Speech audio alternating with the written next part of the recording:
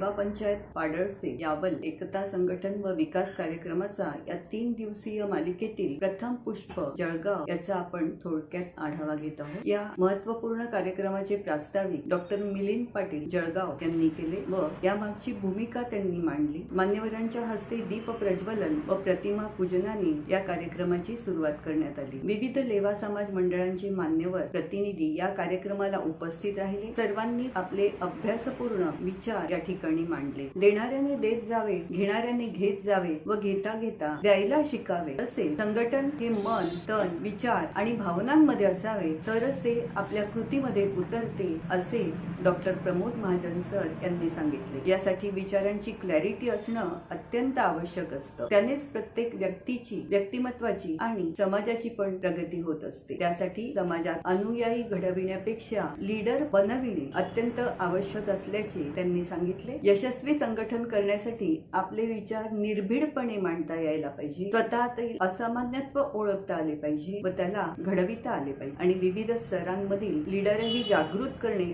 अत्यंत आवश्यक असल्याचे डॉक्टर महाजन यांनी सांगितले। काय झाले, काय घडले यावर विचार न करता, टीका न करता आपण काय करू शकतो किंवा मला काय करता येईल याकडे भर देण्याची आवश्यकता असल्याचे त्यांनी स्पष्ट केले। संघटनेचे महत्त्व व फायदे या विषयावर बोलताना डॉक्टर सौ ज्योती महाजन यांनी लेवा पाटील यांची लेख पुलर ही असलेली प्रतिमा पुसून त्या ठिकाणी लेख पुशर ही नवी प्रतिमा निर्माण करण्याची गरज असल्याचे व्यक्त केले। आपल्याला जर स्ट्रॉंग स्टेबल बनायचे असेल तर नॅशनल लेवल पर्यंत एक स्ट्रक्चर निर्माण करणे अत्यंत आवश्यक आहे। त्यासाठी काही विशिष्ट प्रशिक्षण कार्यक्रम सुद्धा ऑर्गनाइज करण्याची गरज पडते असे त्यांनी आपल्या विचारात स्पष्ट केले। युनिटी नसल्यामुळे बऱ्याचदा आपला समाज वेगवेगळ्या स्तरावर डावलला गेला, एकटा पडला। भूतकाळ आता आपल्याला बदलता येणार नाही, पण नवीन पिढी समोर भविष्याचा विचार कसा करायचा असे आवाहन त्यांनी केले। संघटने व एकीकरणाची शपथ सुद्धा ज्योतिताईंनी सगळ्यांना दिली। यानंतर या सत्रातील दुसरे संप्रेरक डॉक्टर किसन वराडे यांनी संघटनेसाठी सर्व प्रवाहांनी एकत्र येणे आणि बाह्य बदलापेक्षा आंतरिक वैचारिक बदल महत्वाचे असल्याचे व तेच माणसातील भेदभाव हा काल्पनिक व निराधार असल्याचे, कालबाह्य असल्याचे त्यांनी व्यक्त केले व त्यासाठीच त्याला तिलांजली देणे अत्यंत आवश्यक आहे असे मत मांडले। सर्व प्रवाहातील सुसंवाद मनोमिलन होण्यासाठी अंतर्गत विवाह होणे सुद्धा गरजेचे असल्याचे त्यांनी स्पष्ट केले। ज्याप्रमाणे सुबह का भूला शाम को घर वापस आए तो उसे भूला नहीं कहते हे उदाहरण देत त्यांनी पुनर्भेटीवर जोर दिलेला आहे। परिवर्तनाची चळवळ उभी करायला हवी व त्यासाठी मनातील मरगळ झटकणारे विचार व मार्गदर्शन त्यांनी आपल्याला केले। प्रश्नोत्तर सुरू असतानाही अनिलदादा भोळे यांनी समाजाची मानसिकता बदलवण्याची आवश्यक असल्याचे लक्षात आणून दिले। कुसुमाकर प्रभाकर पाटील सर यांनी आजपर्यंत कार्यकर्ता होतो, खूप वर्ष काम केले, पण आता लीडर बनायचे आहे असे आश्वासन देत संघटनेसाठी विचारांची दरी नष्ट व्हायला हवी व त्यासाठी नुसता विचारांचा खल न करता प्रत्यक्ष कृती करायला हवी। आपले असोसिएशन, आपले संघटन स्ट्रॉंग बनायला पाहिजे आणि यासाठी प्रत्यक्ष कृतीच हवी असे त्यांनी लक्षात आणून दिले। लेवा समाजाचे एकीकरण नसल्यामुळे आपल्या मार्बल व्यवसायात सुद्धा 25-30 वर्षापूर्वी इतर समाजांकडून झालेला त्रास हा दुःखद अनुभव श्री सुभाषदादा दशरथ भोळे यांनी इथे आपल्या उपस्थितांसमोर मांडला। समाजाचे एकीकरण झाल्यास व्यावसायिक स्तरावरही त्याचा किती फायदा होऊ शकतो असे कळकळीने त्यांनी आपल्याला सांगितले। डॉक्टर ज्ञानेश्वर पाटील यांनी सत्र 2 मध्ये संघटनेचे विविध मार्ग, गरज व आवश्यकता या विषयावर बोलताना जुन्या गोष्टी कालाय तस्मैनमः करत नवीन सुरुवात करायला हवी असे प्रतिपादन केले। युवकांचा सहभाग कसा वाढविता येईल यावर त्यांनी आपली मते मांडली। ओबीसी सारख्या सोयी सवलतींचा, शासकीय सोयी सवलतींचा फायदा घेत असताना आपण फक्त लेवा म्हणतो, मग इतर वेळेसच हे आपल्यातील भेदभाव का मिटवता येत नाही हा ज्वलंत प्रश्न त्यांनी आपल्या समोर मांडला।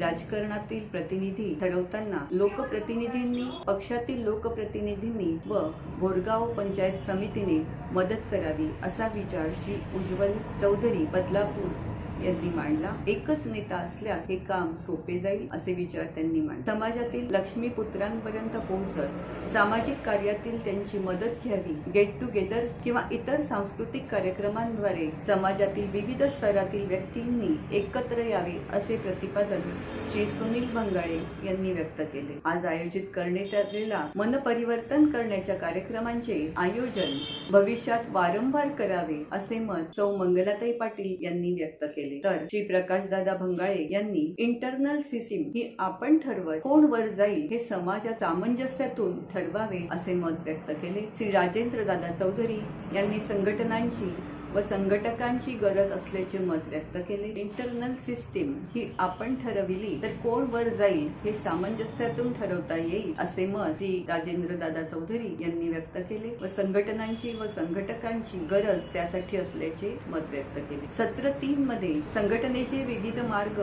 व ते साध्य कसे करता येईल यावर बोलताना श्री अरुणदादा पाटील यांनी साक्षरतेवर भर देत रोजगार, नोकरी, व्यवसाय, कौशल्य व महिला सबलीकरण, एकीकरण इत्यादी समिती निर्माण करण्यात येत आहे असे मत मांडले. संघटनेसाठी सोशल रिलेशन हे अत्यंत महत्वाचे आहे व ते आपण सगळ्यांनी सांभाळायला पाहिजे अशी महत्वाची बाब त्यांनी आपल्या लक्षात आणून दिली. श्री अरुणदादा पाटील यांनी जुनी मानसिकता बदलण्याची वेळ आली आहे आणि त्यासाठी वरवरचे काम न करता मुळापासून एकीकरणाचे काम करायला हवे असे मत व्यक्त केले. त्यामुळे आपली प्रगती जी मंदावलेली आहे वेगळे वेगळे गट झाल्यामुळे ती आपल्याला परत व्यवस्थित काम करता येईल. हे प्रवाहभेद व प्रगती ही व्हर्टिकल न होता हॉरिझॉन्टल झाली तर सगळेच प्रवाह एकसाथ प्रगती करतील, बरोबरीने ते प्रगत होतील असे लक्षात आणून दिले. सर्व्हायव्हल ऑफ फिटेस्ट हा विचार न करता सर्व्हायव्हल ऑफ फ्रेंडलीएस्ट हा विचार होणं अत्यंत आवश्यक असल्याचे मत त्यांनी व्यक्त केले व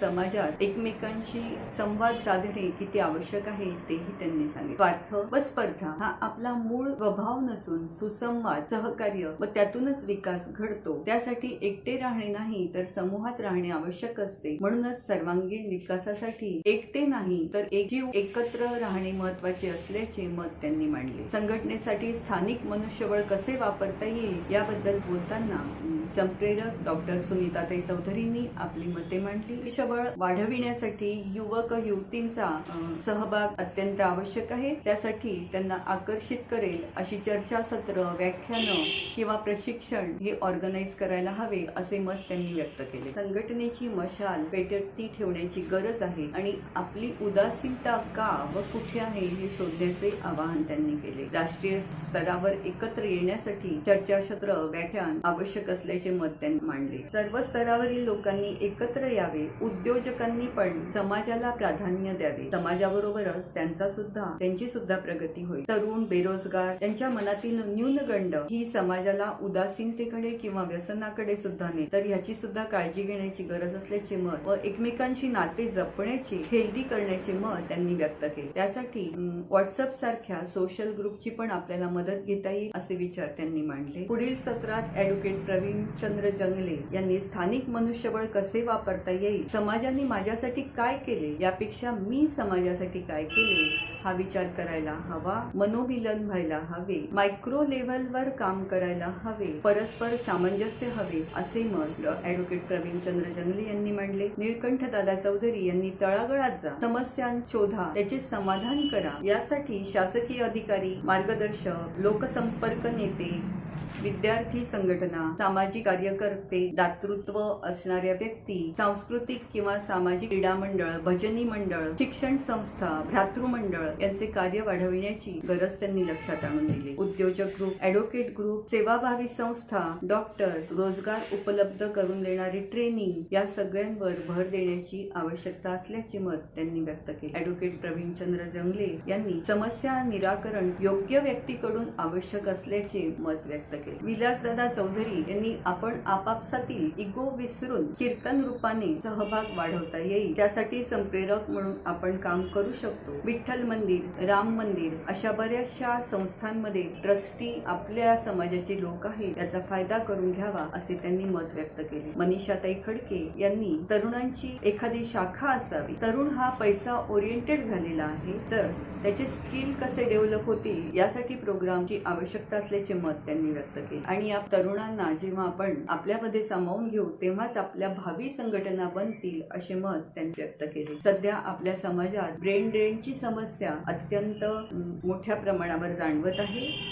शहरातील युवा वर्ग हा करिअर ओरिएंटेड झालेला आहे, तर खेड्यातील युवा वर्ग हा दिशाहीन झालेला. तेव्हा त्यांना योग्य ते मार्गदर्शन लाभायला हवे व यासाठी संप्रेरक म्हणून आपण सुद्धा काम करू शकतो अशी माहिती त्यांनी दिली आहे. युवा प्रतिनिधी म्हणून बोलताना डॉक्टर प्रशांत फालक यांनी मत व्यक्त केले की सभेसाठी किंवा चर्चासत्रात येण्यासाठी आपण प्रत्येकाने जर आपल्याबरोबर आपल्या घरातील एक युवा, आपली पुढची पिढी, आपली मुलं किंवा आपली नातवंड जरी आणली, अगदी ती लहान सुद्धा असली तरीही त्यांच्यावर हे संस्कार होत जातील आणि पुढची पिढी घडेल असे मत त्यांनी व्यक्त केले. तसेच श्री हर्षलदादा जावळे यांनी युवांचा सहभाग नक्कीच वाढेल. एक युवा प्रतिनिधी म्हणून मत मांडताना हर्षलदादा जावळे यांनी सांगितले की युवक काम करायला तयार असतात, पण त्यांच्यात फूट पाडायचे राजकारण घडायला नको. त्यांच्या गरजा काय आहेत, युवकांना नक्की काय हवं आहे आणि त्या गरजा आपण पूर्ण कशा करू शकतो किंवा त्यांना खाली कसे ओढणार नाही एवढे जर बघितले तर युवकांचा सहभाग हा नक्कीच वाढत जाणार असे मत त्यांनी व्यक्त केले व हे अत्यंत आवश्यकही आहे. हा विषय तसा बघितला तर खूप मोठा आहे आणि आपण चर्चासत्रात सहभागी झालेले आपण सर्व आपले प्रश्न आणि संप्रेरक यांचे विचार खरंच मोठे आहेत. त्यांना थोडक्यात जर सांगायचं तर समाज एकीकरणाची जाणीव सगळ्यांना परत व्हायला हवी आहे. त्यासाठी सगळ्यांनी आपले इगो विसरायला हवे आहे. जुने जे काही इतिहासातील